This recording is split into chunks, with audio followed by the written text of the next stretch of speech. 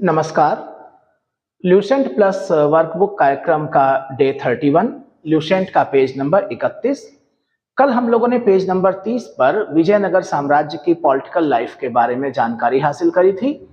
आज हम उसको और आगे बढ़ाएंगे। विजयनगर का एडमिनिस्ट्रेशन, सोसाइटी, थोड़ा सा इकोनॉमी, और पूरे पेज पर, पेज नंबर 31 पर विजयनगर ही विजयनगर है।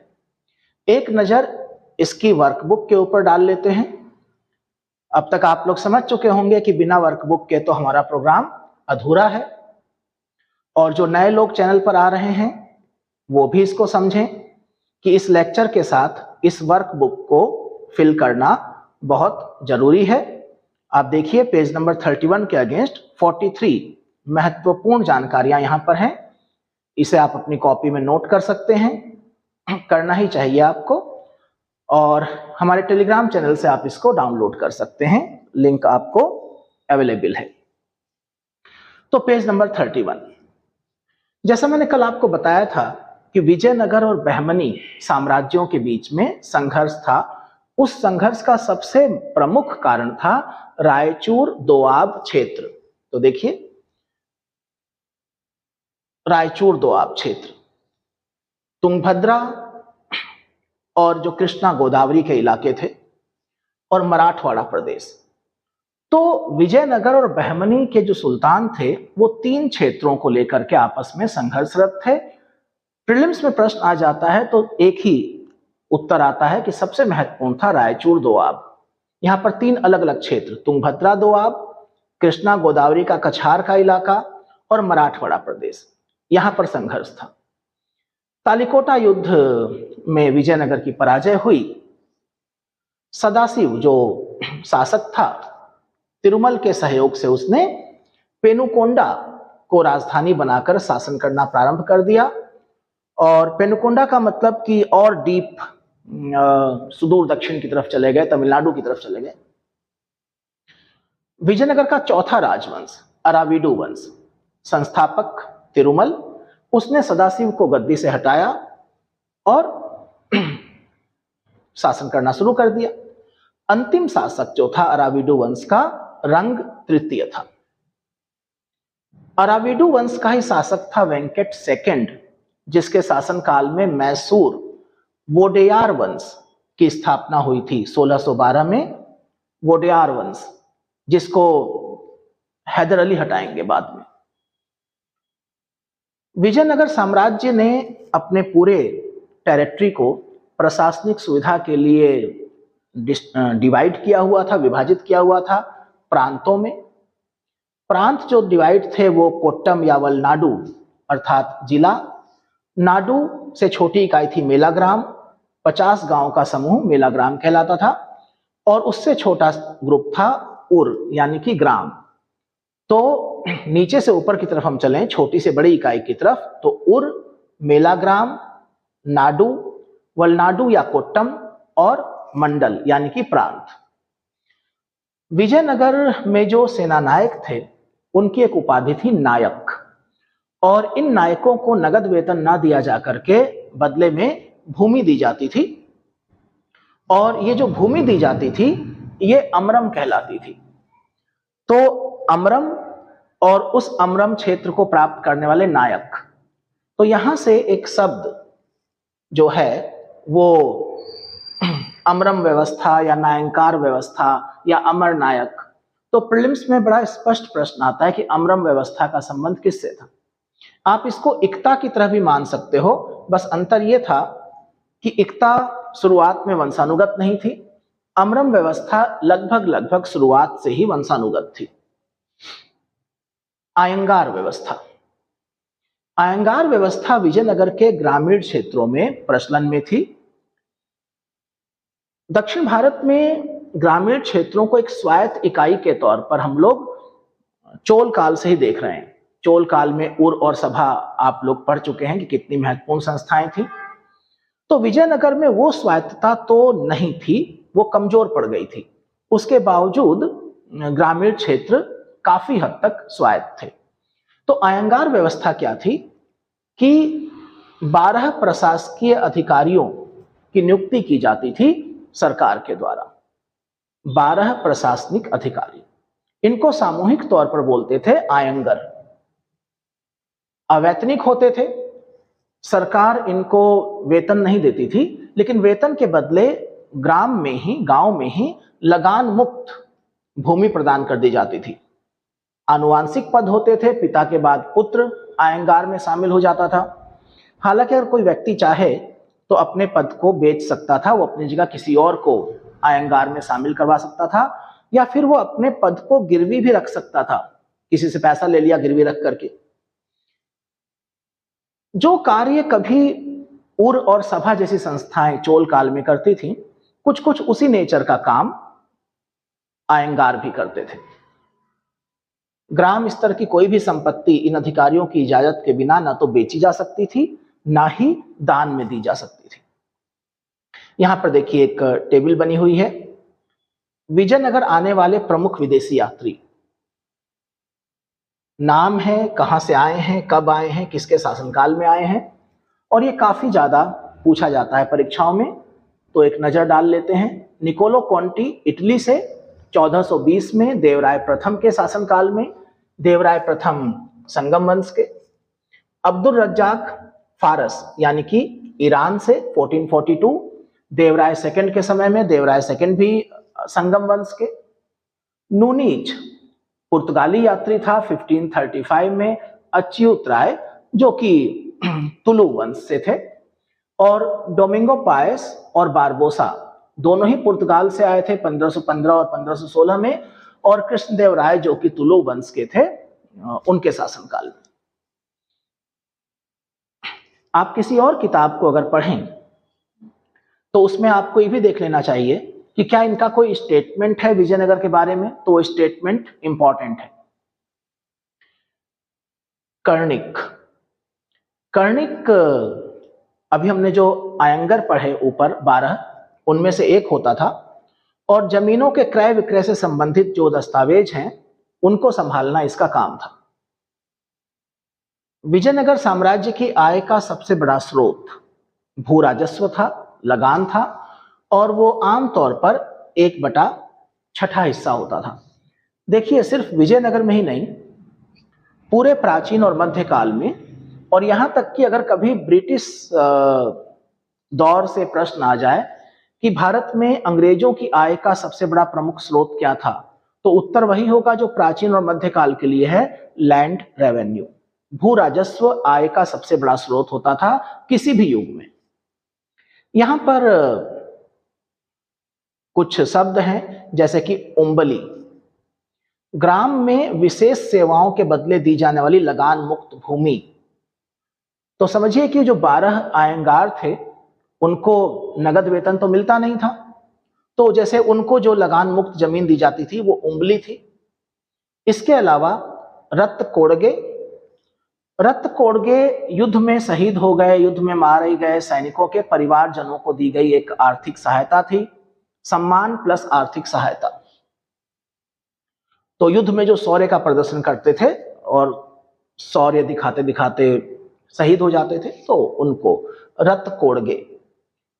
कुटग्गी, ब्राह्मणों को, मंदिरों को, या बड़े भूस्वामी जिनके पास बहुत जमीन होती थी। बड़े भूस्वामियों के पास तो होगी ही, लेकिन ब्राह्मणों या मंदिरों के पास जमीन कहां से आई? इनको राजाओं के द्वारा अनुदान में दी गई, जैसे ब्रह्मदेय भूमि, अग्रहार भूमि, जो मंदिरों को या राजाओं, मंदिरों को या ब्राह्मणों को दान में दी गई। तो मंदिर अब खुद खेती कैसे करेगा पुजारी जो है, या एक ब्राह्मण नहीं करना चाहता खुद खेती, तो वो उस जमीन को पट्टे पर दे देता था, बटाई पर दे देता था, लीज पर दे देता था। ऐसी जमीन को कुटग्गी कहा गया। तो 3 शब्द हो गए आपके पास, भूमि के 3 प्रकार, उम्बली, रत्कोड़गे और कुटग्गी। इसी में अगर अमरम जोड़ दी जाए तो एक ऑब्जेक्टिव प्रश्न बन जाएगा, उसके आगे सब्जेक्ट आ जाएगा कि उम्बली, रत्कोड़गे, कुटग्गी और अमरम। एक शब्द है कूदी, कृषक मजदूर। और कृषक मजदूर की स्थिति ये थी कि वो तो मजदूर है जो खेतों में काम करता है, खेत तो उसका है नहीं। अब वो खेत राजा ने ब्राह्मण को दे दिया, मंदिर को दे दिया, या फिर बड़े जमींदार ने किसी और को दे दिया, तो खेत के साथ साथ वो मजदूर भी ट्रांसफर हो गए नए मालिक को। कुदी एक शब्द है गंडपेद्र। युद्ध में जो वीरता का प्रदर्शन करते थे तो उनको सम्मानित किया जाता था, उनको एक कड़ा दिया जाता था जो वो पैर में पहनते थे, और जिस सैनिक के पैर में वो कड़ा होता था इसका मतलब उसने युद्ध में असाधारण वीरता दिखाई है, वो एक वीर पुरुष है। कृष्णदेव राय के दरबार में महिला अंगरक्षिकाओं का वर्णन मिलता है। तो महिला अंगरक्षिकाओं का वर्णन हमें मौर्य काल में भी मिलता है, चंद्रगुप्त मौर्य की अंगरक्षिकाओं के तौर पर। कृष्णदेव राय के दरबार में भी मिल रहा है, और एक आध जगह इतिहास में और भी मिलेगा। विजयनगर का सैन्य विभाग कदाचार शब्दावली महत्वपूर्ण है विजयनगर में, तो कंदेचार, कंडेचार या कदाचार सब ठीक है। उच्च अधिकारी सेनापति जिसको कि दंडनायक कहा गया है, और टकसाल विजयनगर के शासकों ने बड़ी तादाद में सोने और चांदी के सिक्के जारी किए थे, और जो सिक्के जारी करने वाला विभाग था टकसाल, जहां पर सिक्के ढाले जाते थे, बनाए जाते थे, जोरी खाना शब्द है उसके लिए, जोरी खाना। वीर पंजाल, वीर पंजाल दस्तकार वर्ग के लोग थे। मूलतः दस्तकार, हाथ से काम करने वाले लोग जो अलग अलग प्रकार के शिल्प जानते हों, लेकिन साथ ही साथ वो व्यापार करने में भी बहुत दक्ष थे। तो ऐसे शिल्पकार जो व्यापार करने में दक्ष हों उनको वीर पंजाल कहा गया है। उत्तर भारत से दक्षिण भारत में जाकर के जो लोग बस गए थे उनके लिए शब्द था बड़वा।